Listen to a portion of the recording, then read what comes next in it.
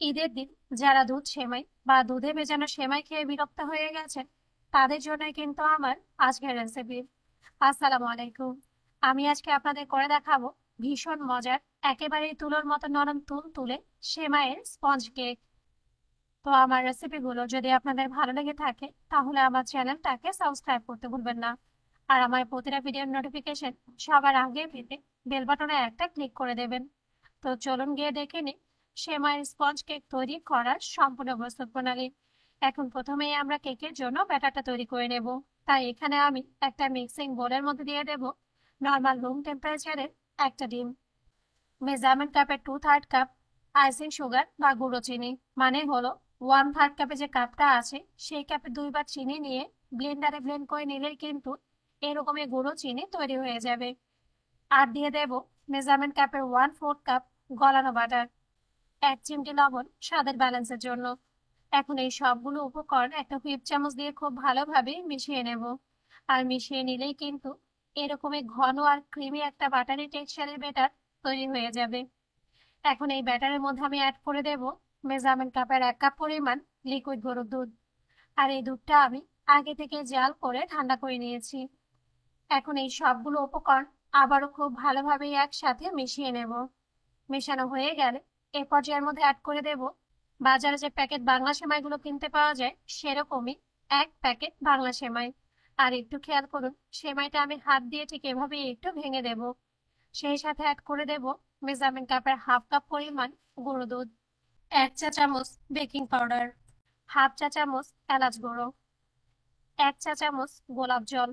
তবে আপনারা চাইলে এখানে এলাচ গুঁড়ো আর গোলাপ জলের পরিবর্তে 1/2 চা চামচ ভ্যানিলা এসেন্সও ব্যবহার করতে পারেন, কোনো সমস্যা নেই।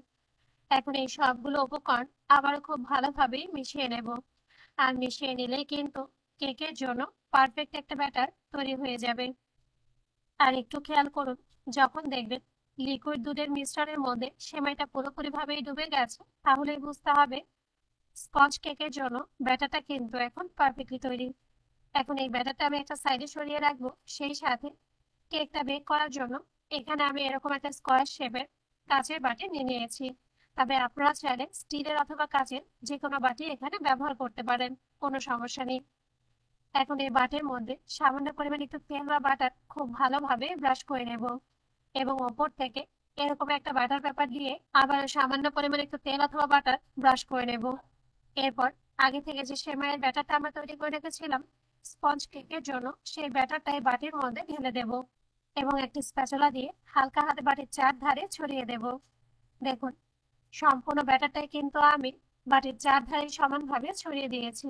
আর এ পর্যায়ে কেকটা শুধু খেতেই না, দেখতেও যেন ভালো লাগে, তাই এর মধ্যে অ্যাড করে দেব 1 টেবিল চামচ কাঠবাদাম এবং 1 টেবিল চামচ কাজু বাদাম। আমি ঠিক এভাবেই পাতলা স্লাইস করে কেটে নিয়েছি। এখন কিন্তু এই কেকটা বেক করে নেওয়ার পালা। তবে আমি আজকে আপনাদের এই কেকটা চুলায় তৈরি করে দেখাবো, কিন্তু আপনারা চাইলে এই কেকটা কিন্তু খুব সহজেই ঝামেলা ছাড়া ওভেনেও বেক করতে পারেন। সেক্ষেত্রে কিন্তু কেকের টেক্সচারটা আরো বেশি ভালো আসবে। এর জন্য 180 ডিগ্রিতে আগে থেকে প্রিহিটেড করা একটা ইলেকট্রিক ওভেনে আবারও 30 মিনিটের জন্য 180 ডিগ্রিতে কেকটা বেক করে নিলেই কিন্তু একেবারে নরম তুল তুলে স্পঞ্জি সেমাইয়ের কেক তৈরি হয়ে যাবে। তবে আমি আজকে আপনাদের এই কেকটা চুলায় বেক করে দেখাবো, তাই এখানে আমি আগে থেকেই চুলার লো মিডিয়াম হিটে একটা মোটা তলানি বিশিষ্ট পাতিল বসিয়ে দিয়েছি। এখন এই পাতিলের তলায় এরকম একটা স্টিলের স্ট্যান্ড দিয়ে ওপর থেকে কেকের বাটিটা বসিয়ে দেব। এরপর প্যানে ঢাকনা দিয়ে দেব চুলার লো মিডিয়াম হিটে 35 থেকে 40 মিনিটের জন্য। দেখুন, 40 মিনিট পর তৈরি হয়ে গেছে সেমাইয়ের স্পঞ্জ কেক। এখন একটা টুথপিক আমরা কেকের মাঝখানে পুশ করে দেখব। আর যদি দেখি টুথপিকটা একেবারে ক্লিন বেরিয়ে এসেছে, মানে কেকটা কিন্তু হয়ে গেছে। আর এই পর্যায়ে এই কেকটা আমরা চুলা থেকে নামিয়ে নেব। আর অবশ্যই কিন্তু কেকটা কাটার আগে হালকা একটু ঠান্ডা করে নেবেন, তাহলে কেকের স্লাইস গুলো খুব সহজে কেটে নেওয়া যায়। দেখুন, এরই সাথেই কিন্তু তৈরি হয়ে গেছে তুলোর মতো নরম তুল তুলে সেমাইয়ের স্পঞ্জ কেক। তো আপনারা কিন্তু ঈদের সকালে সবাইকে চমকে দিতে অবশ্যই কেকটা বাসায় ট্রাই করে দেখবেন।